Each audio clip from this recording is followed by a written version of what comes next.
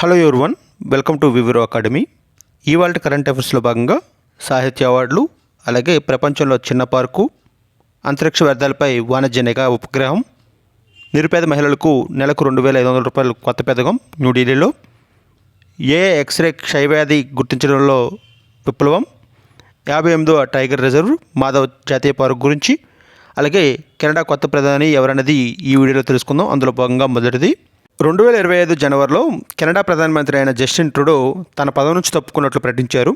అప్పటి నుంచి ఇప్పటి వరకు కెనడా ప్రధానమంత్రి ఎవరన్నది సందిగ్ధంలో ఉంది. ఇటీవల మార్చి 9, 2025 జరిగిన ఎన్నికల్లో కెనడా ప్రధానిగా మార్క్ కార్నీ ఎన్నికయ్యారు. ఈయన కెనడా మాజీ ఆర్థిక మంత్రి అయిన క్రిస్టియా ఫ్రీలాండ్పై గెలుపొంది కెనడా యొక్క తదుపరి 24వ ప్రధానమంత్రిగా బాధ్యతలు స్వీకరించనున్నారు. ఓకేనా.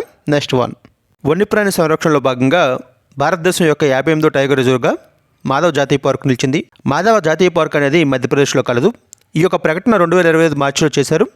భారతదేశంలో మొత్తం ఉన్న టైగర్ రిజర్వ్ సంఖ్య ప్రస్తుతానికి 58. భారతదేశంలో అత్యధికంగా టైగర్ రిజర్వ్ ఉన్న రాష్ట్రం మధ్యప్రదేశ్.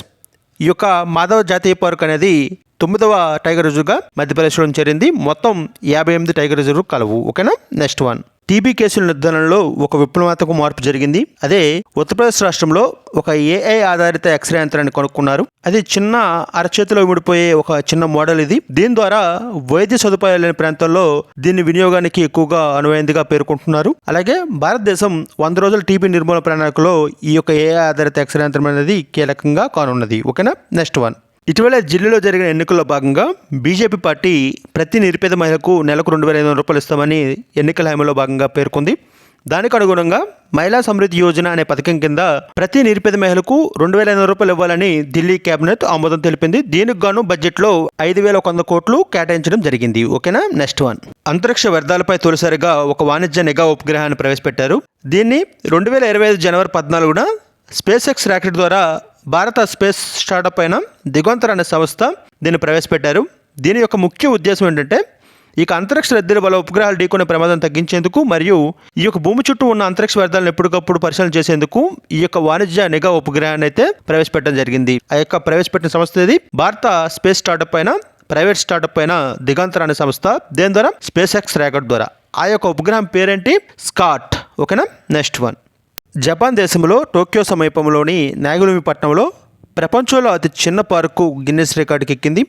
దీని యొక్క విస్తీర్ణం 2.6 చదరపు అడుగులు. దీని యొక్క స్థాపన అనేది 1988లో చేశారు. ఓకేనా. ఒక రోడ్డు నిర్మాణ సమయంలో మిగిలిన చిన్న స్థలాన్ని పార్క్గా అభివృద్ధి చేశారు. ఇది ప్రస్తుతం గిన్నెస్ రికార్డులో ప్రపంచంలోనే అతి చిన్న పార్క్గా రికార్డులకు ఎక్కింది. ఓకేనా. నెక్స్ట్ వన్, 2025 మార్చి 9న సాహిత్య అకాడమీ అవార్డ్స్ 2024 యొక్క ప్రధానోత్సవం జరిగింది. ఈ యొక్క అవార్డ్స్లో భాగంగా పెనుగొండ లక్ష్మీనారాయణ గారు ఈ యొక్క దీపిక అనే పుస్తకానికి గాను ఈ యొక్క అవార్డును సాహిత్య అకాడమీ అధ్యక్షుడు మాధవ్ కౌశిక్ గారు బహుమతి చేశారు. పెనుగొండ లక్ష్మీనారాయణ యొక్క జన్మస్థలం ఆంధ్రప్రదేశ్ రాష్ట్రంలోని పల్నాడు జిల్లా చెరువుకొమ్మలపాలెం. ఓకేనా.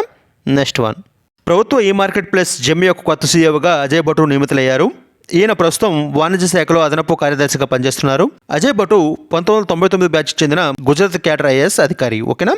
నెక్స్ట్ వన్, 2025 మార్చి 5న గుజరాత్ రాష్ట్రంలోని ధోలేరాలో ఇండియా సెమీకండక్టర్ మిషన్లో భాగంగా Tata electronics, Tata semiconductor manufacturing కలిసి ఫిజికల్ సపోర్ట్ అగ్రిమెంట్పై సంతకాలు చేశాయి.